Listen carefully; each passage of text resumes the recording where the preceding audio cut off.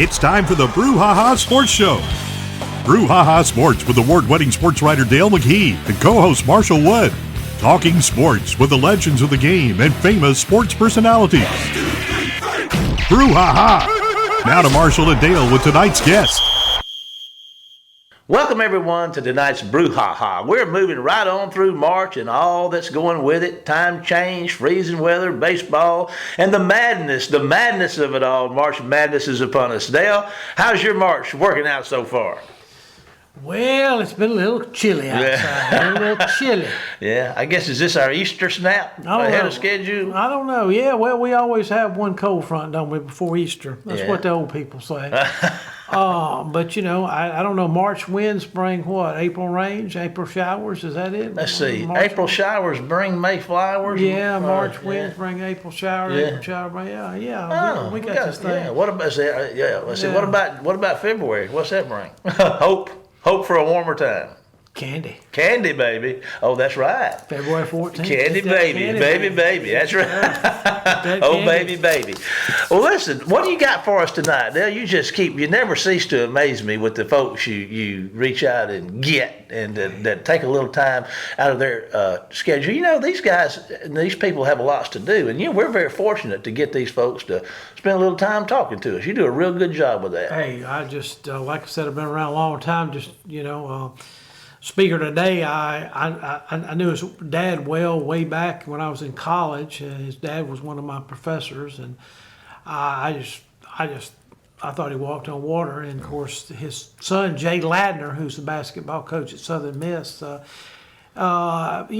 he introduced me to him several years ago when he was coaching high school, and he had a great record in high school. Then he got a job at Jones Junior College and was successful there. He won a national tournament in 2014. The only Mississippi team to ever win the JUCO. Wow. Hutchinson, Kansas, and he's actually at Hutchinson, speaking with us about he's up there recruiting. And, of course, he's going to discuss a lot of things with us today. Recruiting, how the transfer portal can hurt schools as well as they can help schools. Mm-hmm. And he's just a great interview. Now, he left Jones to go to Southeastern Louisiana, stayed there 3 or 4 years, and then he took over at Southern Miss, and this is finished his 3rd year. There's a name, that Ladner name is a big Southern Mississippi name, and there's a name that I remember, and I'm going to get you to bail me out on this because I wake up in a new world every day. Mm-hmm. But Wendell Ladner. Yes. Now, the big basketball player at USM, is this the guy that you were talking about? And how is Jay? Jay's probably a cousin, but there was 2 brothers down there named Wendell and Berlin Ladner that played basketball at Southern probably in the late 60s. And Wendell went on and played in the ABA. And the thing about Wendell is somewhere in his basketball career, he played for folks like, I think he played New York and Kentucky, played for the old Kentucky Colonels. He played a lot of ABA basketball, didn't play really a lot of NBA, but he was good friends with, they were just had a great friendship with Dr. J. Yeah.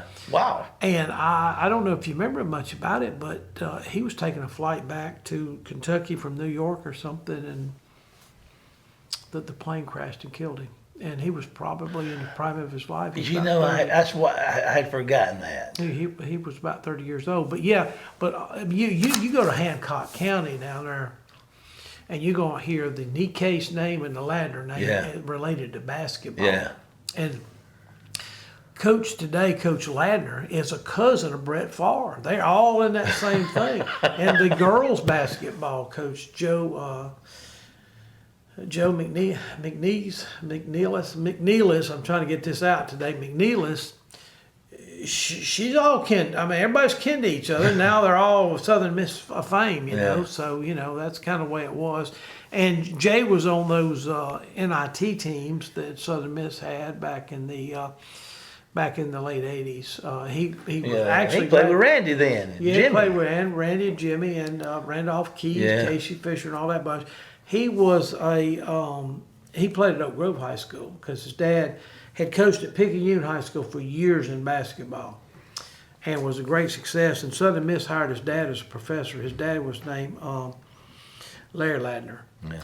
And then about the early 70s or something, Coach Larry Ladner became a professor at USM, and that's when they moved to Hattiesburg. You mentioned that name, Casey Fisher. I remember watching that tournament that year and went over there and saw him play. And, I remember there's something that he said after they won that NIT. Do you remember what he said, Casey Fisher said after that? I'll never forget it. We came, we saw, we tore the house down. Yeah. That's good times. But listen, we look forward to our chat with Coach Ladner tonight. But first, let's hear from our sponsors who we're so thankful for. Then Dale and I will be back with tonight's guest, Jay Ladner, head coach of USM men's basketball, right after the break. We'll be back. Phillips Building Supply in Laurel, your hometown building supply store since 1954. We are locally owned and pride ourselves on helping our customers find exactly what they need. From foundations to roofs to doors and windows, Phillips has it. For tools, hardware, lumber, and plywood, visit Phillips Building Supply. All right, welcome to the show, Coach Jay Ladner of the Southern Mississippi Golden Eagles. How are you doing, Coach? I'm doing great, Coach. Thank you for having me on your show.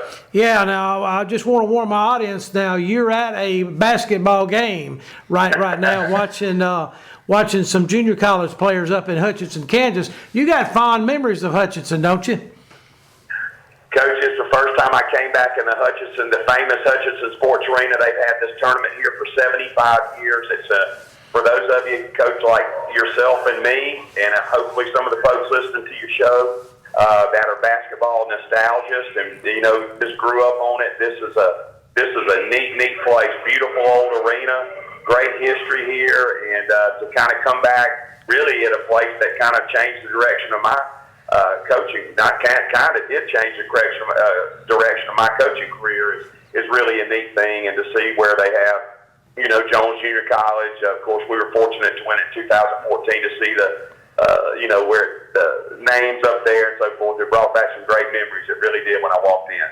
Now, is Jones the only one that's ever won the tournament up there from Mississippi? Jones, to this day, now you'll hear a little bit of bark from Pearl River a few years back when they were undefeated and the number one seed, and they canceled the tournament. But if I had to remind the two players I have from Pearl River on my team, as I was always giving them a hard time, of course, between Jones and Pearl River, I said, yeah, but that's unfortunate. I get it. I said, but we won it. We won it on the floor. So yes, sir. I was quick to remind. But yeah, we were very fortunate. I was blessed. Had a first of all, great school, one of the greatest educational institutions in the country in Jones, and Dr. Smith and Katie Harrington gave me an opportunity there. Awesome place.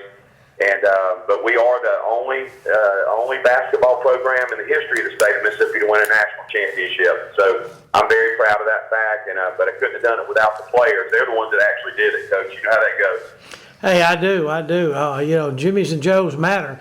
Tell me about just tell me about your thoughts about getting into Sun Belt Conference in basketball. Well, excited about. I have great confidence. If you in Jeremy McClain and Dr. Bennett, of course, those are the guys that had to make those decisions. But Conference USA, great basketball coach, by the way, and it was very, in my opinion, and this is not a criticism of anyone, but was very undermarketed and really should have been a 2 to 3 team league. I thought every year. I mean, just great basketball, great coaching, great programs, but you just really never got the national attention. The second thing I will say, but before I make my final comment about going to the Sun Belt, is that, of course, growing up in Hattiesburg, growing up on Southern Miss athletics, and we really kind of started hitting the big time with Coach Collins there when in the late 70s, and advent of Reggie Collier and all that group coming in and play football, start beating everybody in the country. Of course, they've been ultra successful for many, many years prior to that, but got us on the national stage. And of course, where we were, got in the old Metro Conference, which was one of the best basketball conferences in the country, or sports conferences, to be honest with you, and we played football as independent. If you would have told me back then, hey, we're going to go to the Sun Belt from the Metro Conference, I think myself and everybody else, but why would we do that? But things have changed so much, and of course, the schools that now comprise the Sun Belt, facilities-wise and a lot of other ways, maybe have surpassed us at USM, and so it is a great league. I think it makes a lot of sense for us. I know when we played Louisiana Lafayette, who's been a long-time rival, of course, of Southern Miss in all sports. When we played them earlier this year in basketball for the first time in many, many years that they came to Reed Green, that was maybe the biggest crowd that we had all season. So there's a lot of interest in those games, and there's going to be a little more of a natural rivalry particularly with the South Alabama. Of course, we've continued to play, but now it will really mean a lot more. Lafayette, of course, Louisiana Monroe. Those are schools that are local, but we're excited about it. And as I mentioned earlier, Jeremy McClain, our athletic director, and Dr. Bennett, much smarter and brighter than I am, and I fully trust they knew what they were doing when they placed us strategically in that league. So I think it makes a lot of sense. All right, well, listen, there's just so much going on in the NCAA, just in every sport. This transfer portal, good and bad, what are your thoughts on it? Because it seems like, to me, excuse me, Coach, it just seems like to me we've really got a lot of good teams in the NCAA. I don't know if we've got just one great team anymore, but we've got a lot of experience now in these tournaments. There's this one and done seems to be almost in the rearview mirror now. Am I correct, or what are your thoughts about it? Yeah, well, I've got several thoughts. First of all, I don't think, this is my own personal opinion, and it's the way that you used to have of building a program, particularly at the mid-major level, where Southern Miss is probably over with and done, because of the way the NCAA has changed the rules, and the people that pay the price for that, in my opinion, are high school seniors, and because it's very difficult, and I saw it, of course, this year, it's very difficult to have an 18-year-old out there playing against 22, 23, 24-year-olds, graduate students, and be competitive, not knowing that you're building for the future. Well, if a kid comes to Southern Miss and they have a good year, and whether the NCAA realizes this or acknowledges or not, they're being recruited throughout the year by other schools, looking to pick them up. And so it not that we wouldn't, but it doesn't make a ton of sense for a school like Southern Miss to sign a high school player, because I was talking to Jeremy McClain the other day, and we were talking about strategy for the off season.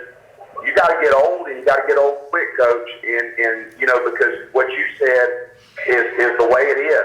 The school that I left, Southeastern Louisiana, one of my former assistants is the head coach. They just played for the Southland Conference Championship Saturday night, and they have 5 Division I transfers starting. So that's the way of the land. UAB, Andy Kennedy, a name that your listeners can relate to, of course, former Ole Miss, has done a great job at UAB. 9 Division I transfers. So it's almost like when I was coaching at Jones, where you kind of play for each year. You retool your team. Unlike when I was coaching in high school, or of course at Southeastern Louisiana, before the advent of the transfer portal, when you would build your team. You would bring in freshmen and sophomores, and you would build that team over the course of time, and of course to have some success, and that worked for us down there. But that's no longer the way it is. So we have to get older quick, and because again, you're playing 18-year-olds against 23, 24-year-olds who have played college basketball for 4 or 5 years. The transfer portal is just the way it is, and that's what, like it or not, that's the way it has to be done. I got you. Well, what are you looking for in this off season? I know today, as we talk, that you're up in Hutchinson recruiting right at the national tournament, and so what's your kind of plan? Anticipating a very active transfer portal for us, Coach. We didn't have, of course, had a lot of reasons why, and I'm not going to sit here and make excuses. Anybody kept up with our program knows we did not have a great year, win-loss record, a lot of injuries, and of course, anticipating a transfer. We're going to have, when I say an active transfer portal, we'll have some guys leave our program. We're going to have some guys coming into our program via the transfer portal ourselves, and every school is. That's just again the way that things are these days, and so. Throughout the year, knowing the volatility of rosters at every school, I told our coaches, let's make sure we have options at every position. And that way we'll be prepared if a kid was to leave our program that we weren't anticipating, or it may be a situation where another program maybe just a better fit for them, and we encourage it. It kind of that portal deal works both ways. And so we're recruiting, and I'm not trying to be coy on this. We're recruiting every position. I think what we have to have, Coach, we got to have a big, strong body inside presence. We have not had that the last couple of years, and it's hurt us. We've got to find some guys that can shoot the basketball. Our top perimeter shooter this year, of the 6 guys that played the most in the 1, 2, and 3 positions for us, was shot 34%. And I'm not talking about just from the 3. I'm talking about overall shooting percentage. So we really, really struggled to shoot the basketball from the perimeter. I thought our inside people were very, very steady and did a good job for us. But we got to find some guys that put that ball in the basket.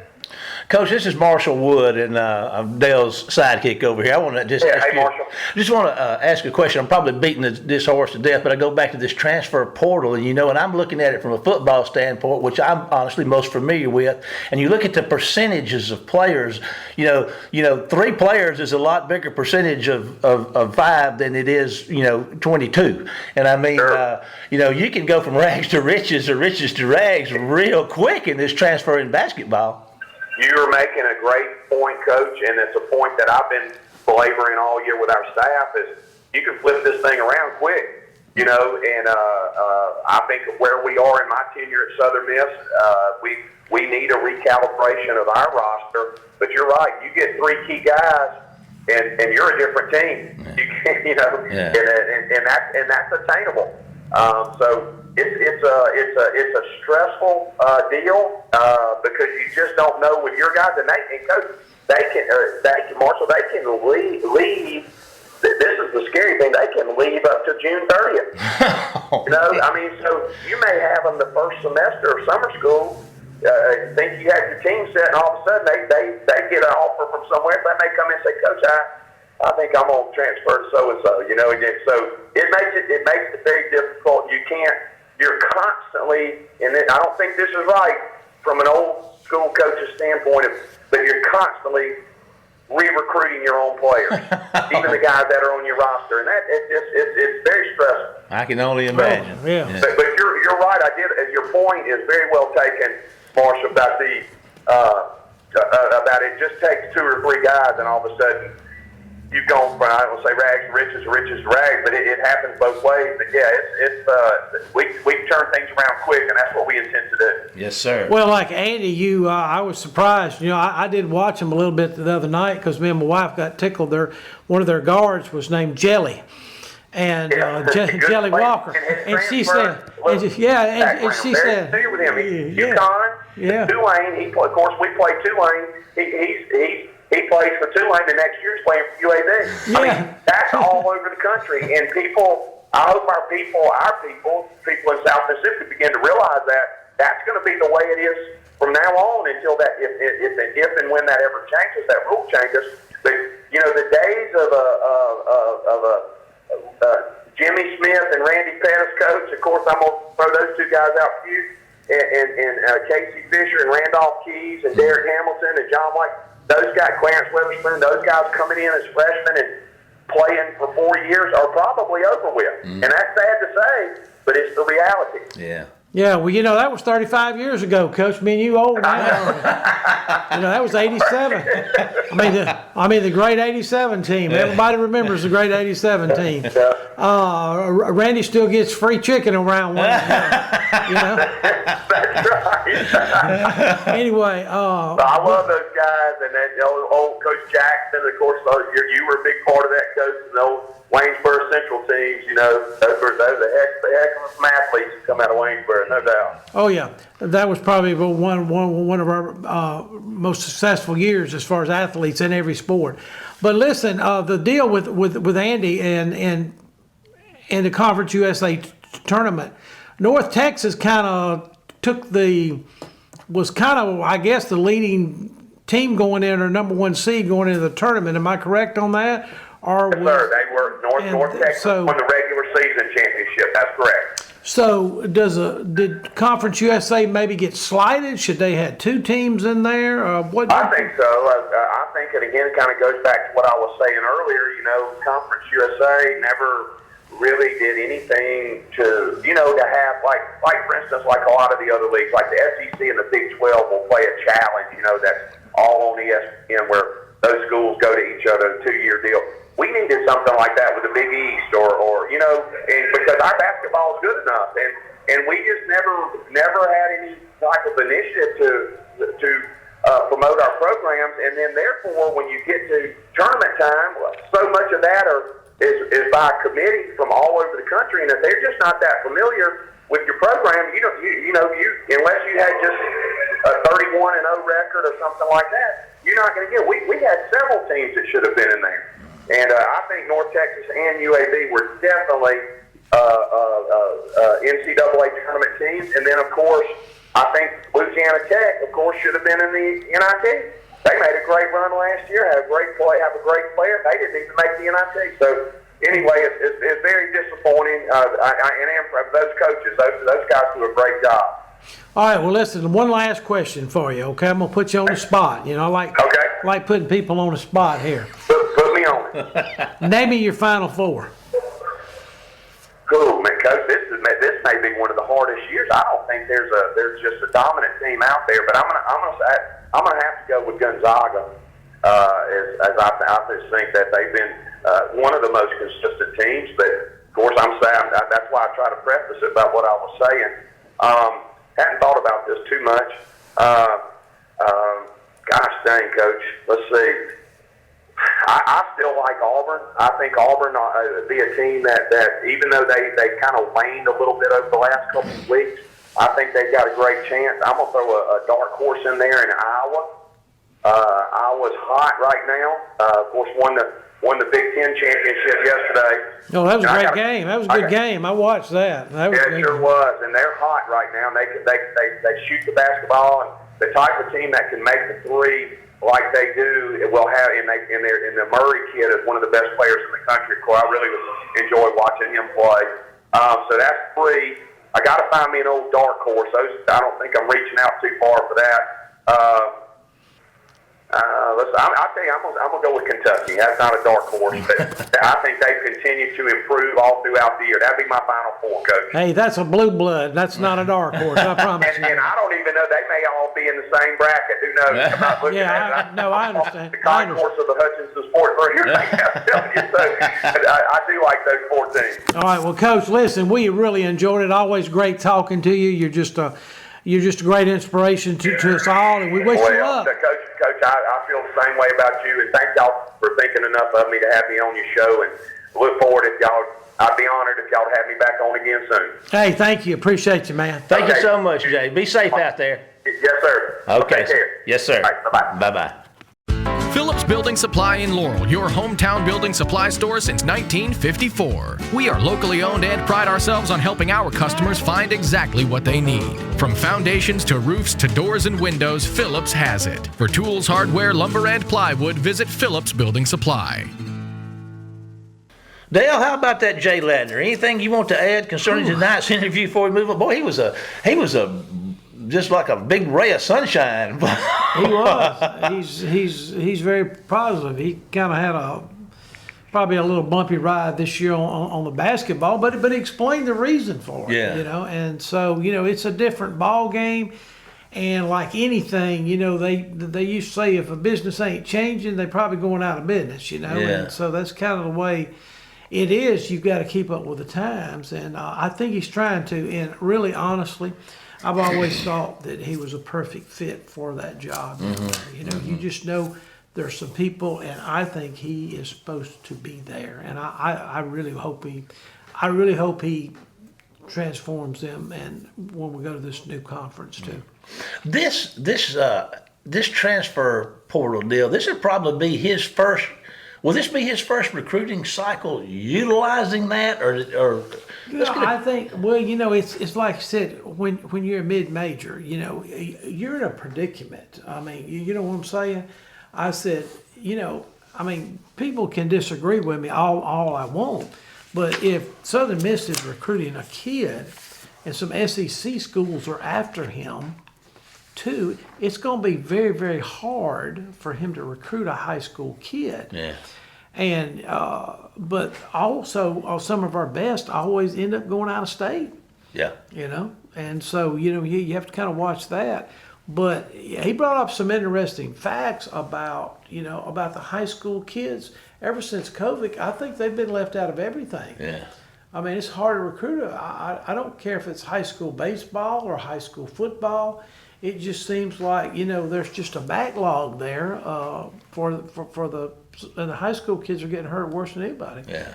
Because it's like he said, do you want a freshman point guard that's never playing against a 5 or 6 year senior? There's a world, like you said, a world difference between 18 and 21 or 22. Sure. Yeah. Listen, I know we talked about the transfer portal. We didn't get into the NIL with him, but I guess the NIL ramifications are just as big with college basketball as they are with college football. I see football stuff about NIL deal. I read where some guy the other day signed one maybe worth $3 or $4 million. He's like a junior in high school, but as a football player. But I guess they do that with the basketball folks too, don't they? I would assume. I assume what we call the blue bloods of college basketball. I'm sure Kentucky's got something. I'm sure Kansas has got something. I mean, those are the people that I think about when you're dealing with college basketball. And so it is. It's a different landscape out there than what me and you probably grew up with. Yeah. You signed a player and he was with you for 4 or 5 years, and that's just not going to happen anymore. That's something that I miss. I missed it with free agency coming into the NFL. We've talked about this in shows of the past, and we're going to miss it, with our college teams and with our college basketball teams. We're on college basketball right now. March Madness getting ready to kick off, and I found a little article this morning, and it says college basketball's most legendary programs. Now, who would be your pick? They've got number 25 Notre Dame, 24 Oklahoma, 23 Purdue, Gonzaga, Maryland, Florida, Virginia, Illinois, Cincinnati, Georgetown, NC State, Michigan, Ohio State, Arizona, Syracuse, Villanova. Now we're coming from 25. Now we're in the top 10. Who would you think, Dale, would be your number one pick of the most legendary basketball programs through NCAA history? I've got one in my mind, and it's not the one they got. Well, I'm just saying, when you narrow it down to some of the top programs, I mean, the most winning program is going to get the recognition. And you've got, and your blue bloods, are just almost like our Final Four this year. Yeah. You're going to have a Kentucky, or you're going to have a North Carolina, or a Duke, or a Kansas. And back in the 70s and 80s, Louisville was always in the mix. But I'm like this: any school in Kentucky can play basketball. Did you see where Murray State was like 29-2? And they made a tournament 29-2. And of course, Western Kentucky can play. They're in Conference USA, and they're pretty good. And they have an ex-Mississippi State basketball coach coaching them. I will have to remember his name here in a minute. But he was at Mississippi State back when they went to the Final Four. Stansbury, Stansbury. I didn't know where he was. Yeah, he ended up going there. So what I'm saying is that it's just like, and I was telling somebody the other day. I remember I had a lady I worked with at the when I was working at the post office, and her son was a parade All-American in Laurel at Northeast Jones, and I was asking her one day, and he said, and I went to a basketball game at Southern Miss, and the boy was there, and he was walking up, and he's talking to the Louisville players. One of the Louisville players was from Jackson, named Lancaster Gordon, and Lancaster told him, he said, "Son, football is big in Mississippi, right?" He said, "Time it by 10 and you'll know how important basketball is in Kentucky." Yeah, big. Well, who's your number one team in history, college basketball? would you say the most legendary program in college basketball? I would say Kansas. Kansas? I really like Kansas. Okay, I respect that, and I don't know a whole lot about basketball, but here's their top 10: Villanova, UConn, Louisville, Michigan State, Indiana, UCLA, Kansas, your guys, Duke, North Carolina, and Kentucky. Me, I'd have to put the UCLA Bruins at the top of the heap. Well, they had just such a great run there. Mm-hmm. 13, and I don't know, 10 titles in 11 years or something like that. I mean, that was a phenomenal time. And the times were a little bit different back in those days. There was only 32 teams in NCAA tournament. But UCLA always had the best players. Well, listen, that having been said, we're about to wrap this Brouhaha up and put it in the books. It's time to close tonight out. We appreciate Coach Ladner being with us and Dale for making all this happen. Be sure to keep up with the Brouhaha on Facebook and YouTube at the Brouhaha. Also, we ask that you stay tuned tonight for Wayne County High School War Eagle football with head coach Jack Hankins coming up next right here. But now, you know what time it is, Dale? It's time to say goodbye. Goodbye, Dale. And there it is. We'll see you next week for more of the Brouhaha. Take us out of here, Jamie. You've been listening to the Brouhaha with Dale McKee and Marshall Wood. Heard Tuesday evening, 6 p.m. on WABO. For more of the Brouhaha, follow us during the week on Facebook and WABO.